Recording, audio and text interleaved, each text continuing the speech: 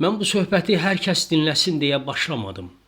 O kəslər üçün başladım ki, onlar bir zamanlar mənim üzləşdiyim çətinliklərlə üz-üzə qalmışlar. 18 yaşım olanda məni düşündürən iki sual var idi.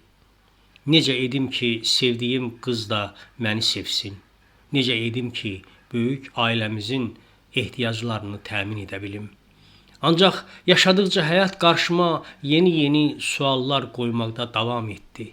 Hansı sənəti seçim? Kişi ailədə necə olmalıdır? İçki içimmi, içməyimmi? Necə edim ki, heç kimdən asılı olmayım? Böyük işlər görmək üçün nəyi öyrənməliyəm? Mən arzularıma necə çata bilərəm? Xoşbəxt həyatın sirri nədədir? 25 yaşımda dəftərimə bu sözləri yazdım. Həyat qarşımda uca bir dağa bənzəyir. Zirvəsinə qalxsam hər yanı görünəcək. İnsan ömrünün zirvəsi 40 yaş sayılır. Bu yaşadək insan güclü, gənc olur. Bundan sonra isə ömrün eniş başlanır. Bugün mən artıq həmin o dumanlar ardından görünən dağın zirvəsində dayanmışam. 65 yaşımdayam. Yol hardan başlandı? Kim olmaq istəyirdim, kim oldum? Necə bir uşaqlığım oldu, necə bir sevgi yaşadım? İlk həyat dərsimi necə aldım? Qəlbin söhbəti necə olur? Xoşbəxt həyatın sirri nədədir? Başqalarından asılı olmamaq üçün nələrə qadir olmaq lazımdır? Artıq həyat təcrübəmdən bilirəm ki, bizim çoxumuzun həyatı elə mənimki kimi ya da buna bənzər olaraq başlayır. Çoxumuzun ilk sevgisi başa gəlmir. Çoxumuzun ali təhsil almaq imkanı olmur. Hələ uşaq vaxtımızdan çoxumuz ailəmizə kömək etməli oluruq. Nəhayət bir iş, sənət sahibi olur, biri ilə ailə qururuq, ev tikirik. Diqqətlə öyrənilsə əslində hər kəsin həyatı acılarla, şirinlərlə doludur. Amma kimisi bunun fərqindədir, kimisi deyil.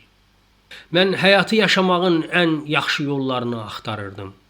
Və bu axtarışları böyük insanların həyatında, fəlsəfəsində, dini təlimlərdə, hər cür fərqli düşünən və həyata məna verən insanların dünya baxışlarında arayır və tapdığım ən yaxşı fikirləri yazır, həyatıma gətirirdim. İnadcıl idim. Məni sevməyən bir qıza 3 il aramsız olaraq məktublar yazdım. Axır ki, onun könlünü aldım. İkincisinin mənimlə ailə qurması heç mümkün kimi görünmürdü. Mən təhsilsiz, sənətsiz bir adam, o isə universitet tələbəsi, ailənin sevimlisi idi. Əskərlikdə həyatımın ən dərin böhranını yaşarkən dəftərimə bu notu düşmüşəm.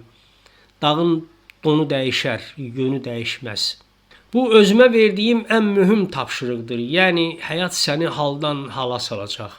Ancaq sən məqsədinə doğru aparan yolu heç vaxt dəyişməməlisən. O vaxtı bacım məndən ayaqqabı istəmişdi. Ala bilməmişdim. O gün dəftərimə yazdım ki, ey kasıblıq, səni nə mən, nə də mənim ailəm görməyəcək. Ona görə də bir neçə sənəti öyrəndim. Mən uğurlu adam oldummu? Bəli, oldum. Ancaq bu uğurlarımın ardında böyük zəhmətlər, həyəcanlar, istirablar durur. Bəxtim gətirdi, uğuruma çıxdı. Bu kimi ibarələri mənim həyatıma aid etmək olmaz. Həyatımı hər zaman özüm planladım. Bu planlama bəzən onlarca dəfə məni yanlış yola çıxardı. Bəzən özümü hədər zəhmətlər çəkirmiş kimi gördüm. Ancaq bununla yanaşı kölgəm kimi yanımda duran uğurlarımı da gördüm. Mən öyrənmənin yolunu öyrənmişdim.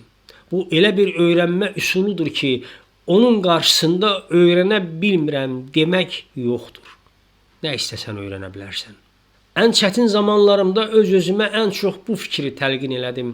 Əgər arzularına yetişmək istəyirsənsə, yoruldum demə. Əgər heç bir imkanın qalmadığını düşünürsənsə, yenə onlarla imkanın qaldığından əmin ol.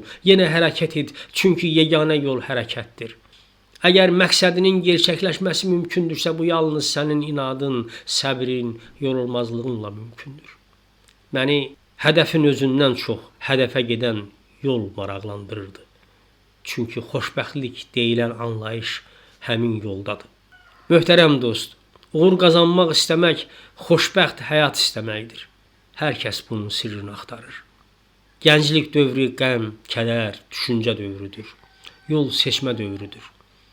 Mənim sizlərə bu yolu ya da o yolu seçin demək kimi bir iddiam yoxdur. Sadəcə bir təklifim var. Sizinlə dostcasına söhbətləşək. Fikirlərinizi bölüşün. Davam edəkmi, etməyəkmi? Kanala abunə olun. Sağ olun. Allah'a emanet.